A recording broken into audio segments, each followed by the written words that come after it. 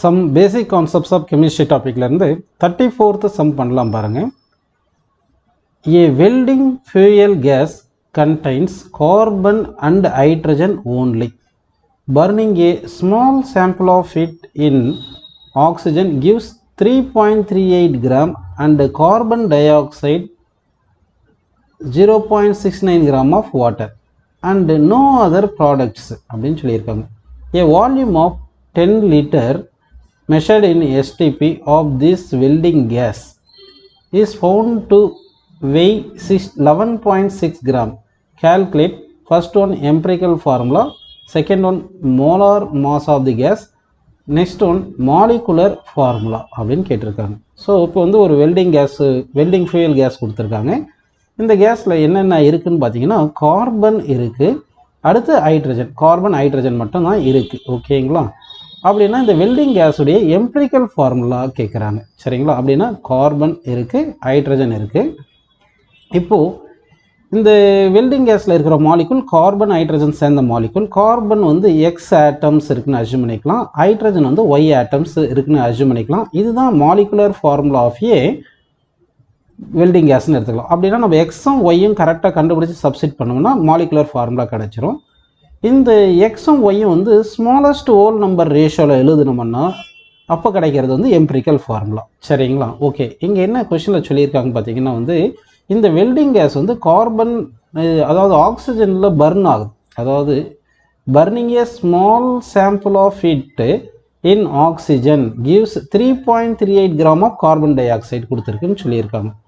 அடுத்து வந்து 0.69 gram of water கொடுத்துருக்குன்னு சொல்லியிருக்காங்க. அடுத்து நோ ப்ராடக்ட்னு சொல்லியிருக்காங்க. அப்படின்னா இந்த கேஸ் வந்து கார்பன் ஹைட்ரஜன் ரெண்டுமே இருக்குது இந்த கேஸில். ஓகேங்களா? அடுத்து பார்த்தீங்கன்னா வந்து இந்த கேஸ் வந்து ஆக்சிஜனோட பர்ன் ஆகிட்டு என்ன ப்ரொடியூஸ் ஆகுது பாருங்கள், கார்பன் டை ஆக்சைடு கொடுத்துருக்காங்க. அப்படின்னா CO2 அப்படின்னு எடுத்துக்கலாம். அடுத்து வந்து வாட்டர் ப்ரொடியூஸ் ஆகிருக்கு சொல்லியிருக்காங்க. அடுத்து வந்து அப்போ H2O அப்படின்னு எடுத்துக்கலாம். ஓகேங்களா? அப்படின்னா என்னென்ன ப்ரொடியூஸ் ஆகிருக்கு, carbon di oxide H2O produce ஆகிருக்கு. ஸோ நம்ம ஃபஸ்ட் வந்து எம்பிரிக்கல் ஃபார்முலா கண்டுபிடிக்கலாம். சரிங்களா? சரி, இப்போ வந்து carbon di oxide molecule produce ஆகிருக்கு, அடுத்து வாட்டர் மாலிகுலும் ப்ரொடியூஸ் ஆகிருக்குன்னு வச்சுக்கலாம். இப்போ வந்து n moles of carbon dioxide இருந்திருந்தால் அப்போ ஒவ்வொரு கார்பன் டை ஆக்சைடு மாலிகுல்லையும் ஒரு கார்பன் தான் இருக்குது. அப்படின்னா n mole of carbon atom இருக்கும். அதே மாதிரி வாட்டர் மாலிகுல் ஒரு n moles of water form ஆயிருந்தால் ஒவ்வொரு வாட்டர் மாலிகுல்லையும் 2 ஹைட்ரஜன் இருக்கிறதுனால 2n ஹைட்ரஜன் ஆட்டம்ஸ் கிடச்சிருக்கும் அப்படின்னு அஸ்யூம் பண்ணிக்கலாம். 2n மோல்ஸ் ஆஃப் ஹைட்ரஜன் கிடைக்கும்னு அஸ்யூம் பண்ணிக்கலாம். ஓகேங்களா? சரி, ஃபர்ஸ்ட் வந்து number of moles of carbon dioxide formed in burning, இந்த ஸ்மால் சாம்பிள் பர்ன் ஆயிருக்கு இல்லையா, அதில் எவ்வளோ இருக்குன்னு கண்டுபிடிக்கலாம்ப்பா. அதுக்கு நம்பர் ஆஃப் மோல்ஸ் கண்டுபிடிக்கணும்னா அதுக்கு என்ன பண்ணணும் பார்த்தீங்கன்னா number of moles equal to given mass by molar mass அப்படின்னு போட்டுக்கணும்ப்பா. கிவன் மாஸ் பை மோலார் மாஸ்ன்னு எழுதிக்கலாம். அப்போ அங்கே என்ன சொல்லியிருக்காங்க, கார்பன் டை ஆக்சைடு பர்ன்ட்டு எவ்வளோ ப்ரொடியூஸ் ஆயிருக்கு, 3.38 கிராம். அப்போ mass of carbon dioxide வந்து 3.38 கிராம் போட்டுக்கலாம். டிவைட் பை மோலார் மாஸ் போடணும். இப்போ மோலார் மாஸ் ஆஃப் கார்பன் டை ஆக்சைடுனா தனியாக சால்வ் பண்ணலாம் பாருங்கள். கார்பன் டை ஆக்சைடுக்கு மோலார் மாஸ் கண்டுபிடிக்கணும். அப்போ கார்பனுக்கு வந்து 12ன்னு போட்டுக்கலாம். டை ஆக்சிஜன் 2 ஆக்சிஜன் இருக்குது அப்படின்னா 2 இன்ட்டு ஒரு ஆக்சிஜனுடைய மாஸ் வந்து 16 போட்டுக்கலாம். அப்போ என்ன வரும், இது 12 2 இன்ட்டு 16 32 வரும். அப்போ 12 + 32 போட்டிங்கன்னா என்ன வருது பாருங்கள், 44ன்னு கிடைக்குதுப்பா. அப்படின்னா molar mass of carbon dioxide 42, அப்படின்னா molar mass of carbon dioxide வந்து 44ன்னு நம்ம போட்டுக்கலாம். ஓகேங்களா? 44 வந்துருக்கு. ஓகே, இப்போ இந்த 3.38 கிராம் டிவைட் பை 44 இதை சிம்பிளை பண்ணோம்னா நம்ம வந்து சால்வ் பண்ண என்ன கிடைக்கும் அப்படின்னு பார்த்தீங்கன்னா 0.076 மோல் கிடைக்கும். அப்படின்னா இந்த 3.38 gram of carbon dioxide form ஆயிருக்கு இல்லையா, அதில் எத்தனை moles of carbon dioxide form ஆயிருக்குன்னா 0.06 மோல்ஸ் ஃபார்ம் ஆயிருக்கு. அப்படின்னா எத்தனை கார்பன் ஆட்டம்ஸ் இருக்கும் அப்படின்னு பார்த்தீங்கன்னா நம்பர் ஆஃப் கார்பன் ஆட்டம்ஸ் இல்லைன்னா number of moles of carbon எவ்வளோ இருக்கும், 0.076 மோல் தான் இருக்கும் அப்படின்னு எடுத்துக்கலாம். ஓகேங்களா? ஏன்னா ஒரு கார்பன் டை ஆக்சைடு மாலிகுல்ல ஒரு கார்பன் ஆட்டம் தான் இருக்கும். சரி, அடுத்து வாட்டர் மாலிகுல் எத்தனை மோல்ஸ் இருக்குன்னு கண்டுபிடிக்கலாம்ப்பா. So number of moles of water equal mass by molar மாஸ்ன்னு போடணும். சரிங்களா? மாஸ் எவ்வளோ சொன்னாங்க பாருங்கள், 0.69 கிராம் ஆஃப் வாட்டர் ஃபார்ம் ஆயிருக்குன்னு சொல்லியிருக்காங்க. கரெக்டுங்களா? அப்படின்னா 0.69 அப்படின்னு போட்டு divide by molar mass of water கண்டுபிடிக்கணும். தனியாக கண்டுபிடிக்கலாம் பாருங்கள். H2O H வந்து எவ்வளோப்பா 1, 2 ஹைட்ரஜனுக்கு தான் 2 × 1 ப்ளஸ் ஆக்சிஜனுக்கு 16 போட்டோம்னா 2 × 1 2 + 16 18 கிடைக்குது. ஓகேங்களா? ஸோ அப்படின்னா நமக்கு 0.69 கிராம் ஆஃப் வாட்டர் இருக்குது. இந்த வாட்டருடைய மோலார் மாஸ் டிவைட் பை போட்டோம்னா மோலார் மாஸ் வந்து எவ்வளோ 18 கிராம் பர் மோல். ஓகேங்களா? அப்போ கிராம் கேன்சல் ஆகிட்டு இந்த மோல் மேலே போயிடும். இந்த 0.69 18 நம்ம கட் பண்ணுவோம். கட் பண்ணால் என்ன கிடைக்கும் பாருங்கள். N = 0.038 கிடைக்குது. சரிங்களா? அப்படின்னா number of moles of water எவ்வளோ ஃபார்ம் ஆயிருக்கு? 0.038 ஃபார்ம் ஆயிருக்கு. ஆனால் உங்களுக்கு தெரியும் வாட்டரில் என்ன இருக்குது? H2O அப்படின்னா ஒவ்வொரு வாட்டர் மாலிகுலும் 2 ஹைட்ரஜன் இருக்குது. அப்படின்னா number of moles of hydrogen ஹைட்ரஜனுக்கு என்ன வரும்னு சொல்லுங்கள்? 2 × N போட்டுக்கலாம். அப்போது 2 × 0.038 போட்டோம்னா என்ன கிடைக்குது பாருங்கள்? 0.076 கிடச்சிருக்கு. அப்போ இதிலேருந்து நமக்கு என்ன புரிஞ்சிருக்கு பாருங்கள். அப்போது number of moles of carbon is to number of moles of hydrogen வந்து 0.076னா ரேஷியோவில் 1:1 கிடைக்குது. அப்படின்னா ஒரு மாலிகுல்லையும் அதாவது CH இருக்கு இல்லைங்களா, இதில் Xும் Yயும் ஈக்குவலாக இருக்கும். அப்போ 1:1 ரேஷியோ வருது. அப்போ X:Y ஈக்குவல் என்ன பண்ணலாம் சொல்லுங்கள்? X:Y = 1:1 அப்படின்னு எழுதிக்கலாமா?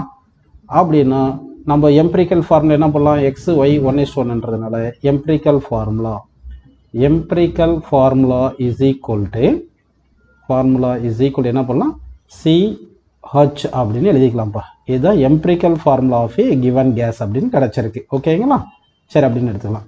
செகண்ட் வந்து மோலார் மாஸ் ஆஃப் தி கேஸுக்கு போகலாம்ப்பா. அப்போ செகண்ட் ஒன் கண்டுபிடிக்கலாம். இப்போ என்ன சொல்லியிருக்காங்க? 10 litre in STP welding gas is found to be 11.6 gram சொல்கிறாங்க. அப்படின்னா இந்த கேஸ் இருக்கு இல்லையா, நமக்கு கொடுத்த வெல்டிங் ஃபியூயல் கேஸ் இருக்குல்லப்பா, இந்த வெல்டிங் ஃபியூயல் கேஸ் வந்து 10 லிட்டர் வால்யூம் எடுத்தோம்னா அதனுடைய வெயிட் வந்து 11.6 இருக்குது. நமக்கு already STP standard temperature pressure இல்லையா, அண்டர் STPயில் 22.4 லிட்டர் STPயில் வந்து எவ்வளோ இருக்கும்? 1 மோல் இருக்கும். புரியுதுங்களா? அப்படின்னா மாஸ் ஆஃப் 22.4 லிட்டர் தான் mass of 1 mole of the substance. அதுதான் மோலார் மாஸ்ன்னு எடுத்துக்கலாம். ஓகேங்களா? சரி, இப்போது இங்கே வந்து என்ன கொடுத்துருக்காங்க? மாஸ் ஆஃப் 10 லிட்டர் கொடுத்துருக்காங்க. அப்போ மாஸ் ஆஃப் 10 லிட்டர், அதாவது மாஸ் ஆஃப் 10 லிட்டர் தான் எவ்வளோ? 11.6 கிராம்னு கொடுத்துருக்காங்க.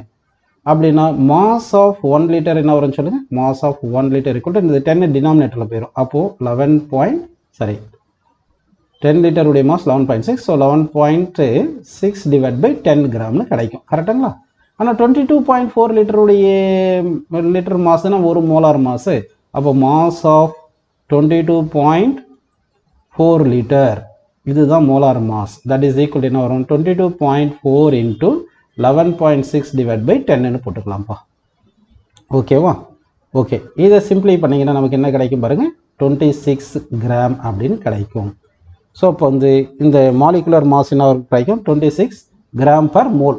ஓகேங்களா? சரி, அப்படின்னா இந்த செகண்ட் வந்து molar mass of the gas எவ்வளோ கிடைக்குது? 26 கிராம் பர் மோல் அப்படின்னு ஆன்சரில் எழுதிக்கலாம். ஓகேங்களா?